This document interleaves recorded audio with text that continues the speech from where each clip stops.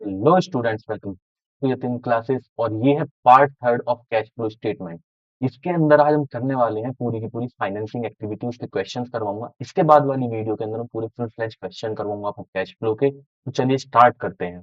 सबसे पहले बेटा कैश फ्लो स्टेटमेंट के लिए आपको इसका फॉर्मेट कंप्लीट करना होगा। मैंने आप लोगों को फॉर्मेट करवा दिया ऑपरेटिंग का, उसके क्वेश्चंस करवा दिए, इन्वेस्टिंग करवा दिया, उसके क्वेश्चन करवा दिए। लास्ट एक्टिविटी आप लोगों की बेटा फाइनेंसिंग एक्टिविटी रह गई। अब फाइनेंसिंग एक्टिविटी में क्या क्या चीजें आएंगी, तो बेटा सबसे पहले देख लो, कभी भी अगर शेयर्स की वैल्यू बढ़े तो हम यहां लिखेंगे इश्यू ऑफ शेयर्स कैपिटल। अब शेयर में बेटा दोनों आते हैं, चाहे वो प्रेफरेंस हो चाहे वो इक्विटी शेयर हो। अगर आप डिवेंचर इश्यू करते हो, डिवेंचर इश्यू करने का मतलब अगर डिवेंचर बढ़ते हैं आपको प्रेफरेंस लेना है, इश्यू ऑफ डिवेंचर। और क्या आता है सर, अगर बेटा बैंक लोन बढ़ता है, बैंक लोन रेज, ये चीजें आप लोगों को प्लस करनी है। माइनस में क्या क्या रखना है बेटा, माइनस में ऊपर से आते हैं ऑपरेटिंग में, याद करो मैंने कुछ चीजें माइनस करवाई थी। सबसे पहले मैंने आप लोगों को पहले इन्हीं को कर लेते हैं। अगर शेयर कम होते हैं, शेयर जब कम होते हैं उसे बोलते हैं बाय बैक ऑफ शेयर। ठीक है, रिडम्पशन ऑफ प्रेफरेंस शेयर या फिर डिवेंचर। डिवेंचर्स अगर कम हो रहे हैं या प्रेफरेंस शेयर कम हो रहे हैं तो उन्हें रिडम्पशन कहा जाता है। और क्या होता है, ऊपर से आते हैं। सबसे पहले बेटा हमने प्रपोज्ड डिविडेंड लिया था, सर वहां तो हमने प्रीवियस ईयर का लिया था, यहाँ भी कौन सा लेंगे बेटा, हम प्रीवियस ईयर का ही लेंगे। उसको भी यहाँ माइनस करना है। और क्या माइनस करना है, इंटरिम डिविडेंड। वो जो चीजें फाइनेंसिंग के ऊपर आपने प्लस करी है उन सबको आप माइनस करते चले जाओगे। एक आपने बेटा इंटरेस्ट पेड माइनस किया था।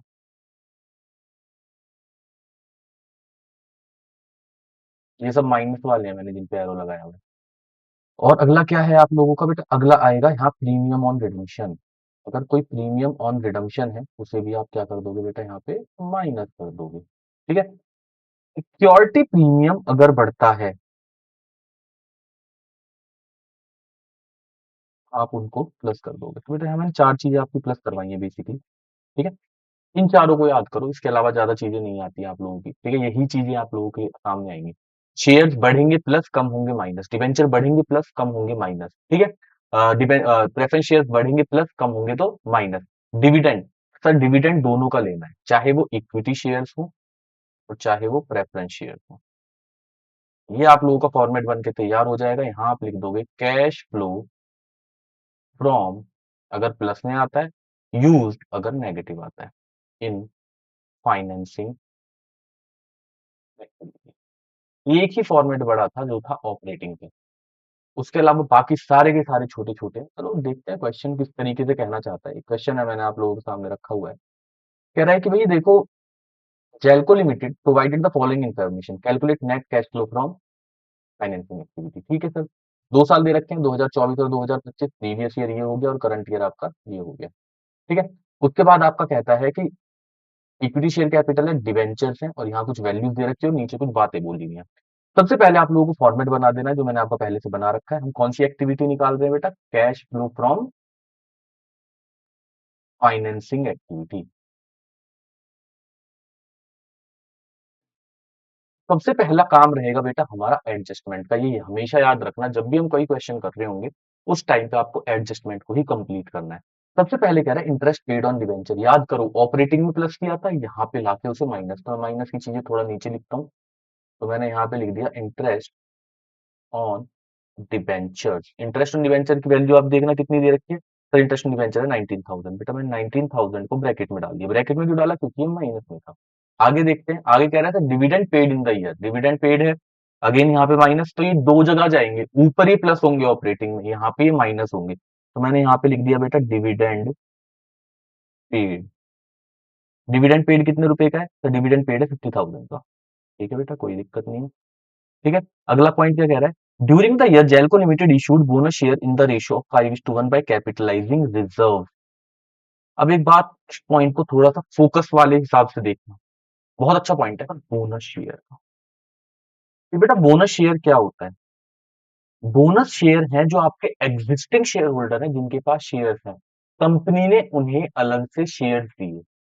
बोनस आपने सुना होगा दिवाली पे मिला, फ्री में मिला। इसी तरीके से कंपनी ने भी उन्हें बिना किसी पैसों के, विदाउट एनी कैश, उन्होंने उनको शेयर दे दिए। शेयर जब उन्हें दिए तो कंपनी के पास कोई कैश नहीं आया।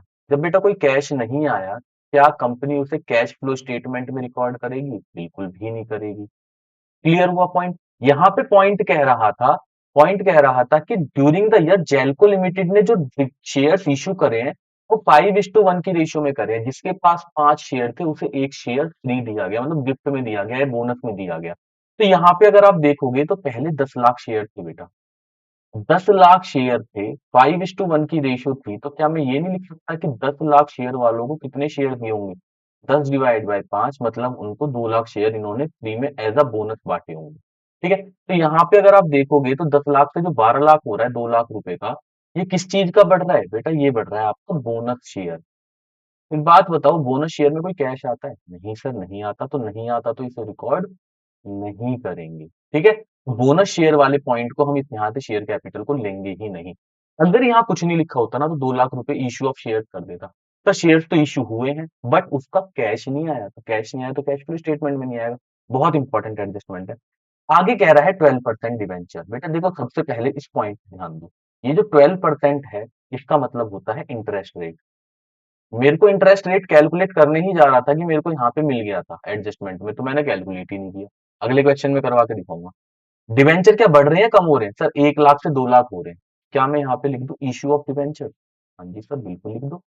मैंने यहाँ लिख दिया इश्यू ऑफ डिवेंचर। कितने रुपए का? 1 लाख। शेयर्स क्यों नहीं लिखे थे? क्योंकि शेयर कौन से थे बेटा? Bonus share. दोनों साइड को टोटल कर दो। ठीक है, 1 लाख आपका प्लस का हो गया और ये माइनस का हो गया 69,000। आंसर बचा 31,000। इसी को मैं लिख देता हूँ 31,000 पॉजिटिव है, तो यहाँ पे लिख दूंगा कैश फ्लो फ्रॉम फ्रॉम कौन सी एक्टिविटी है बेटा? Financing activity. क्लियर? बड़ा अच्छा क्वेश्चन था ना। चलो एक नया क्वेश्चन देखते हैं। एक क्वेश्चन आप ही बुक का है। क्वेश्चन क्या कह रहा है? इक्विटी शेयर कैपिटल दे रखा है, प्रेफरेंस शेयर कैपिटल दे रखे हैं, डिवेंचर रिडम्पशन रिजर्व दे रखा है और इधर से आपका 12% डिवेंचर दे रखा है। देखो रिजर्व दे रखा है, इसका कोई लेना देना भी नहीं। इसका काम कहाँ पे आता है? ऑपरेटिंग के अंदर, ऑपरेटिंग में जाके अपना प्लस करना। पर ये 1 लाख से 1 लाख था तो वैसे भी कुछ नहीं रोल होने वाला, तो डीआरआर को तो मैंने काट दिया। मैं यहाँ पे आता हूँ, यहाँ पे मुझे नो एडजस्टमेंट, कोई एडजस्टमेंट नहीं दिख रही। तो जब कोई एडजस्टमेंट नहीं दिख रही तो अब क्या करा जाए? अब एक काम करो बेटा, पहले जिनके आगे परसेंटेज लग रहा है उसे निपटाओ। यहाँ पे देखो बेटा कितना परसेंट है, तो 10%। यहाँ पे कितना है? तो 12%। दोनों का इंपॉर्टेंस है।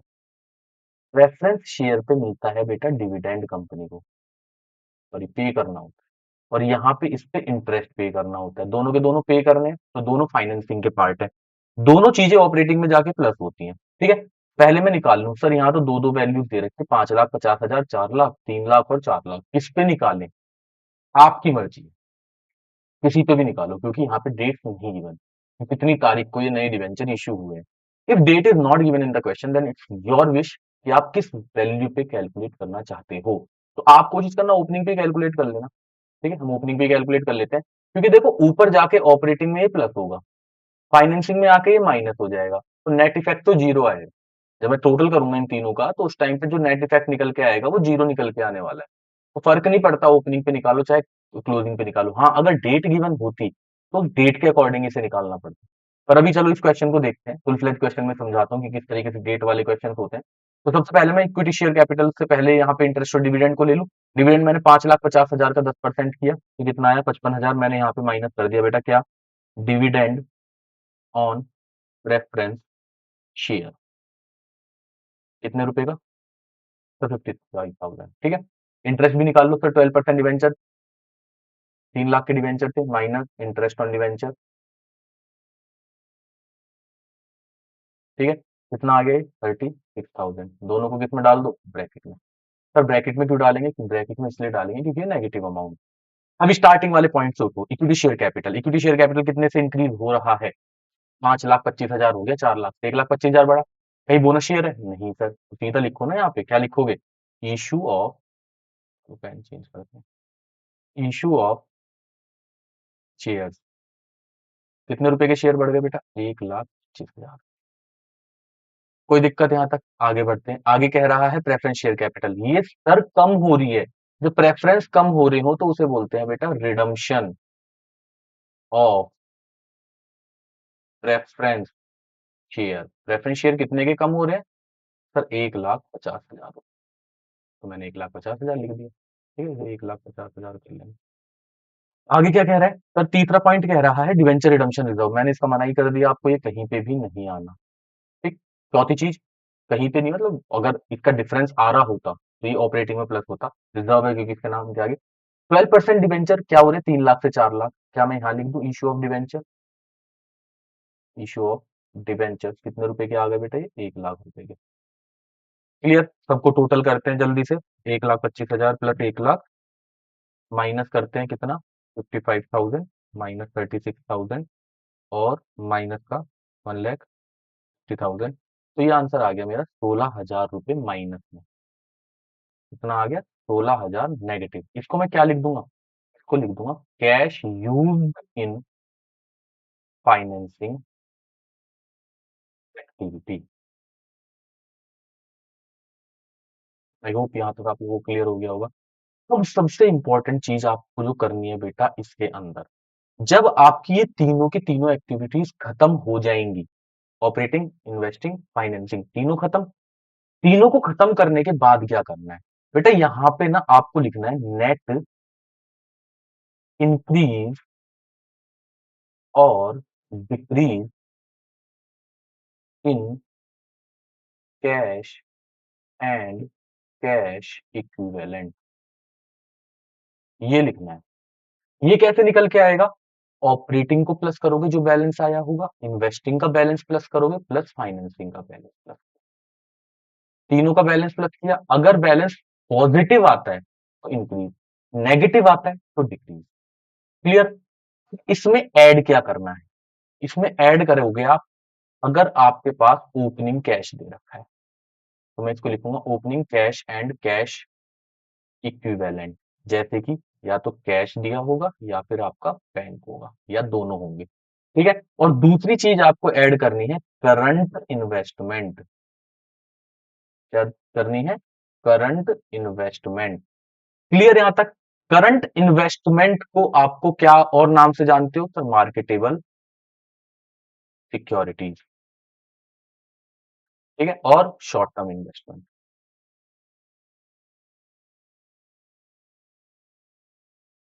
क्लियर यहां तक? तो ये जब दोनों प्लस करोगे, जो तीनों का बैलेंस प्लस जो कैश आपका दे रखा है, क्योंकि मैंने इनको मना कर दिया था, ये कहीं नहीं जाएंगे, सबसे लास्ट में आएंगे। इससे जो बैलेंस निकल के आएगा वो इक्वल होना चाहिए आपका closing cash plus bank plus current investment के। इन तीनों के अगर आपके इक्वल आ जाता है तो आपका आंसर बिल्कुल सही है। ऊपर ना एक चीज और बतानी थी मुझे, वो था बैंक ओवरड्राफ्ट। तो बैंक ओवरड्राफ्ट की बड़ी दिक्कत रहती है बच्चों को। बैंक ओवरड्राफ्ट आपका करंट लायबिलिटी में गिवन हो, ठीक है? शॉर्ट टर्म बोरोइंग भी आपकी करंट लायबिलिटी में गिवन होती है, बट उसे करंट लायबिलिटी मत मानना, उसको फाइनेंसिंग में ले आना, उसे ऑपरेटिंग में मत ले जाना। अगर बैंक ओवरड्राफ्ट आपका बढ़ा, बैंक ओवरड्राफ्ट अगर आपका बिट इंक्रीज होता है तो उसे प्लस कर देना, अगर डिक्रीज होता है तो उसे माइनस कर देना। इसी तरीके से अगर शॉर्ट टर्म बोरोइंग है, ठीक है, बैंक लोन को लॉन्ग टर्म बोरोइंग भी बोलते हैं, यहाँ बैंक लोन में शॉर्ट प्लस लॉन्ग दोनों आएंगे, बढ़ी तो प्लस और कम हुई तो माइनस। क्लियर? ये था बेटा आप लोगों का फाइनेंसिंग एक्टिविटी का एक छोटा सा पार्ट, क्योंकि हम ज्यादा क्वेश्चन ना इसके ऊपर इन्वेस्ट नहीं करना चाह रहे, ज्यादा सा टाइम आप इन्वेस्ट कर दो और इतना समय हमारे पास अभी बचा भी नहीं है। जल्दी से इसे खत्म करो, ठीक है? फुल फ्लेज क्वेश्चन लेके आ रहा हूँ अभी थोड़ी देर में, जल्दी से उसकी वीडियो डल जाएगी। उसके बाद मैं आप लोगों को करवाता हूँ कंपैरेटिव कॉमन साइज। एंड कल के लिए प्लान रहेगा कि जितने भी आपके क्वेश्चंस आते हैं आपके एग्जाम्स के अंदर, मैं सभी की एक वीडियो बना दूं पूरी की पूरी कंप्लीट, कि किस किस तरीके से क्वेश्चन पूछे जाते हैं, हर एक टॉपिक के दो दो तीन तीन क्वेश्चन करा दूं, जो आप लोगों के 17 to 26 वाले क्वेश्चन आते हैं, 17 से 26 तक के, प्लस एमसीक्यूज के अलग से मैं क्वेश्चन करवाने की कोशिश कर रहा हूँ कल। तो मैं सारी वीडियोस को एक साथ आप लोगों को उठा के दूंगा, ठीक है? उनको पढ़ के चले जाओ और अपने एग्जाम्स के अंदर मार्क्स बहुत अच्छे आने वाले हैं, ठीक है? तो मिलते हैं नेक्स्ट वीडियो के अंदर, तब तक के लिए bye bye, thank you so much.